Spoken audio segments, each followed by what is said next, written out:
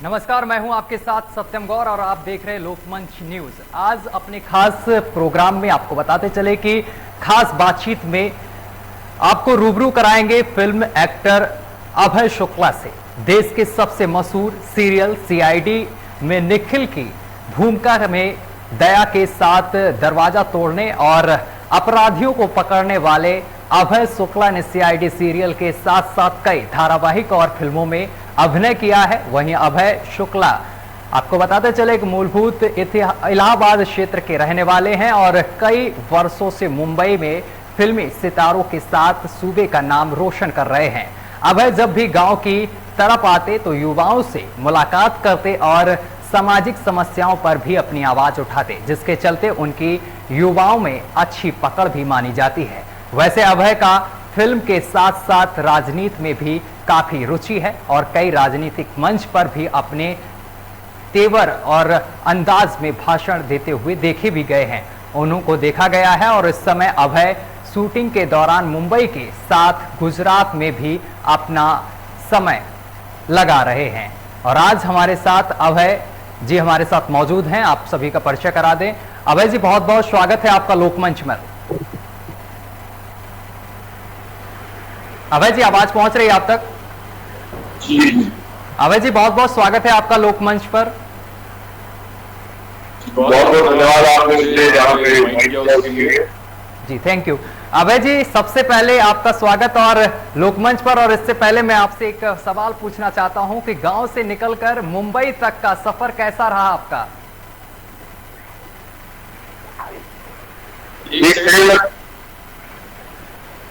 जी, आवाज पहुंच रही है आप तक? हेलो जी अभय जी, आवाज पहुंच रही है आप तक? ये भी आवाज आ रही है। जी अभय जी, मेरा पहला सवाल आपसे ये है कि गांव से निकलकर और मुंबई तक का ये सफर आपका कैसा रहा, जरा हमसे और दर्शकों से शेयर करिए आप। ये एक बहुत ही अच्छा सफर कहेंगे हमारे लिए, क्योंकि गांव का एक लड़का जो प्राइमरी स्कूल में पढ़ता है और तो मैं मुंबई जाऊंगा या मुंबई में जाके इस तरह की चीजों को मैं अचीव कर सकता हूँ, क्योंकि जो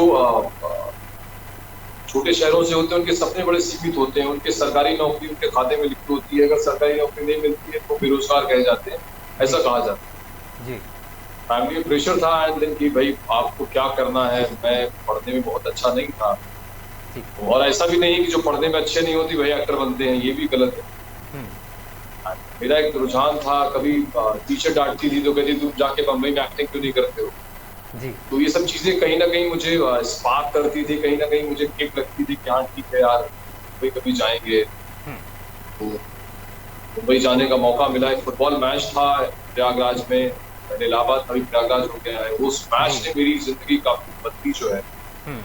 उस मैच को मैंने, डॉक्टर्स का मैच था, मैंने उस मैच को गलती से जिता दिया गोल मार। डॉक्टर्स ने पार्टी बोला कि यार वो अच्छी खा सकते हो, कर सकते हो क्या? मैंने कहा कर तो सकता हूँ बट करूँ कैसे? तुमने कुछ लिंक शेयर किया कि आप मुंबई जाओ, उनसे मिलो। तो वहाँ पे प्रदीप मिश्रा जी थे, मैं उनसे मिला।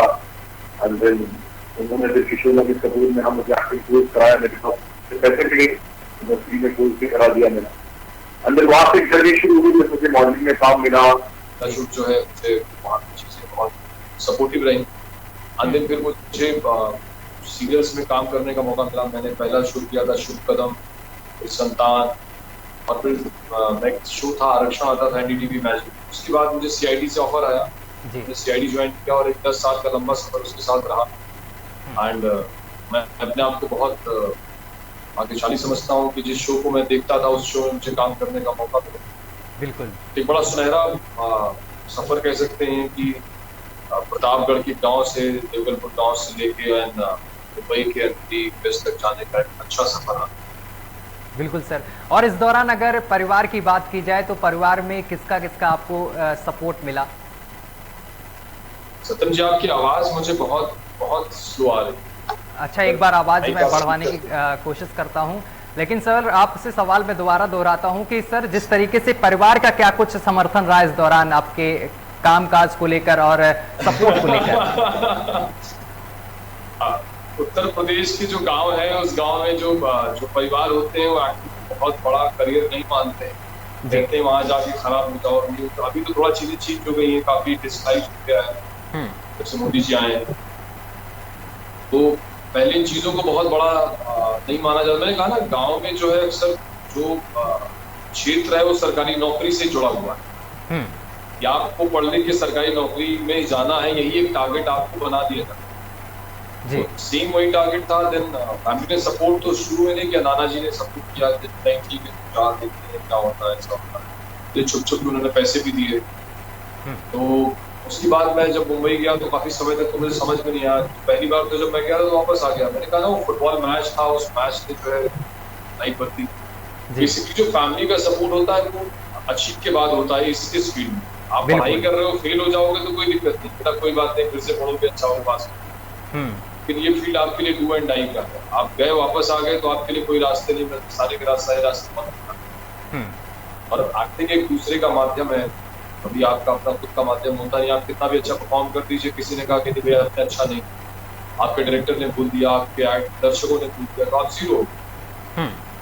इसलिए फैमिली कभी इसके लिए बहुत ज्यादा सपोर्टिव नहीं थी। बाद में फिर मदर एंड फादर और यहाँ ठीक है, तो अच्छा है, नाइस। एक मोटिव जो है वहां से मिलता था, मोटिवेशनल तरी चीजें।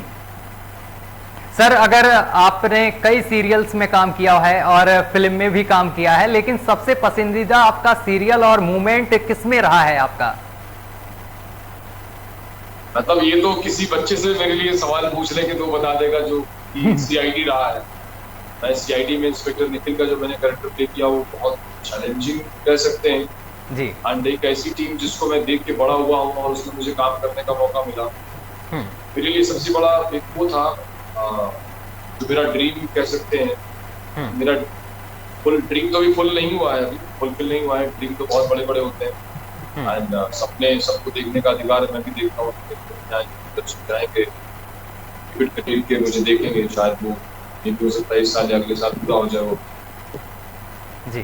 वो जो मेरा सफर था इन जो है इन सालों तक, उसमें सीआईडी जो था वो मेरा मन पसंदीदा, जिसने मुझे यहाँ तक लाया, जिसके लिए आपने मुझे इस मंच पे मुझे आज बुलाया है। आपने जो है लोकमत में मुझे जगह दी है, उसका रीजन बस ये था कि मैं सीआईडी का निकल हूँ। देन वो मेरी पहचान थी, उस पहचान से मुझे लोकमत ने बुलाया, यही मेरी जीत। बिल्कुल सर, अगर बात करें फिल्म के साथ साथ आप राजनीति में भी रुचि रखते हैं, तो क्या आप राजनीति में भी अपना अभिनय निभाएंगे आगे? देखिए, उत्तर प्रदेश और बिहार के परिदृश्य में ये कहा जाता है कि वहाँ बच्चों के रगों में जो है राजनीति, तो आप कह सकते हैं कि राजनीतिक रुचि जो है वो रुचि मेरे अंदर किसी भी चीज की बहुत तो नहीं, लेकिन मैं जो काम करता हूँ बहुत पैशनेट, बहुत 100% कर सकता हूँ, तभी मैं करता हूँ जी। मुझे 2014 में अमित शाह जी के साथ मिलने का मौका मिला था जी। तब से उन्होंने मुझे कुछ कार्य सौंपे थे, मैंने वो चीजें फुलफिल की वहाँ पे। एंड फिर मुझे ये लगा कि शायद चुनाव लड़ना चाहिए। फिर मन में ये चीजें रही, मैंने आग्रह भी किया था, बट उस समय समीकरण नहीं बैठ पाया। तो मैं प्रयागराज की एक सीट है भाभामऊ, वहां से मैं चुनाव लड़ना चाहता था, बट उस समय 2017 में चीजें सेट नहीं हो पाई। अब देखते हैं आगे, अभी तो काफी एज है, अभी मैं आगे पे फोकस कर रहा हूँ। एंड मैं अगर मुझे कभी चुनाव लड़ने का मौका मिला तो मैं 2 सीटों पर चुनाव लड़ना चाहता हूँ। एक अहमदाबाद की सीट है, गुजरात में आती है, गांधीनगर के कलोल करके सीट है, वहां पे विधानसभा काफी पसंद है जी। मैं वहाँ काफी आता जाता भी रहता हूँ। और एक प्रयागराज की भाभामऊ की सीट है जहाँ से मैं चाहूंगा कि मैं अगर चुनाव लड़ूंगा तो मैं राजनीति एक ऐसा मंच है जहाँ पे आप किसी को 100% सेटिस्फाइड नहीं कर सकते हैं, ये कहा जाता है। बिल्कुल।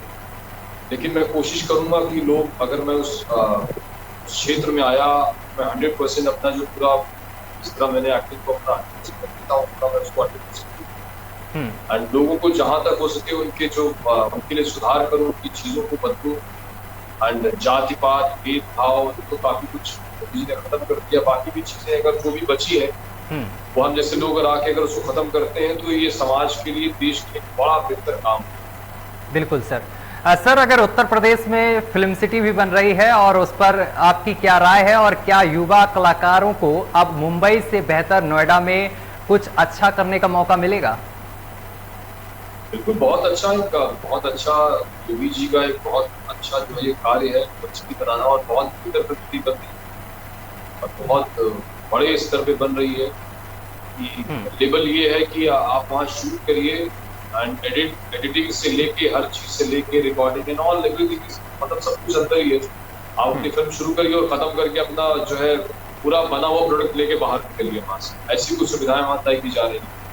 तो अगर इस लेवल पे अगर बनती है तो आने वाले समय में जैसे हम गाँव के लोग नए हैं वहाँ तक जाने में समस्याएं होती है, समस्याएं कहीं ना कहीं बहुत कम हो जाएंगी और युवाओं के लिए एक नया प्लेटफॉर्म तैयार करना है जो कि बहुत बेहतरीन, और जितना इसको अगर 100% मार्क्स देना हो तो उसके ज्यादा दे सकते हैं। बिल्कुल सर। सर, जिस तरीके से आपकी अगली फिल्म या सीरियल कौन सा आने वाला है और जिसमें आप बड़े पर्दे पर नजर आने वाले हैं?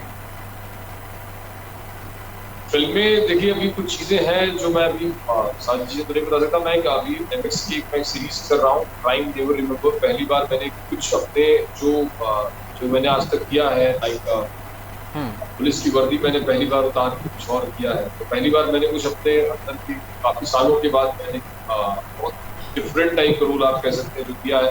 हो सकता है कि ऑडियंस मुझे बाद में बोले कि यार ये आपने क्या किया, क्यों कर दिया ये। तो मैं क्या कर रहा हूँ तो मैं नहीं बताऊंगा, लेकिन जो भी आने वाला है वो बहुत ही हटके है। लोग देखेंगे तो एक बार शॉक हो जाएंगे कि यार मैंने ये क्यों किया। या हो सकता है कि मैंने बहुत अच्छा किया तो लोग मुझे इम्पैक्ट देंगे कि हाँ ठीक है आपने बहुत अच्छा किया। और हो सकता है कि आप मुझे बोले कि आपने ये क्या किया। क्राइम नेवर रिमेंबर पहला सीरीज है, नेक्स्ट पे आएगी। अभी शूट कंप्लीट नहीं हुआ है, शूटिंग से कंप्लीट होने वाला है। आगे कुछ फिल्में हैं, आई थिंक दूरदर्शन का शो है जो मैं खुद प्रोड्यूस कर रहा हूँ मैं जी। तो ये सारी चीजें हैं जो अभी चल रही हैं। अभय जी, जिस तरीके से हर छात्र का एक टीचर होता है, लेकिन आप फिल्मी दुनिया में पहुंचे, आपका कौन टीचर है? टीचर जी, मेरे टीचर जो है वो परिमल दत्ता जी रहे हैं।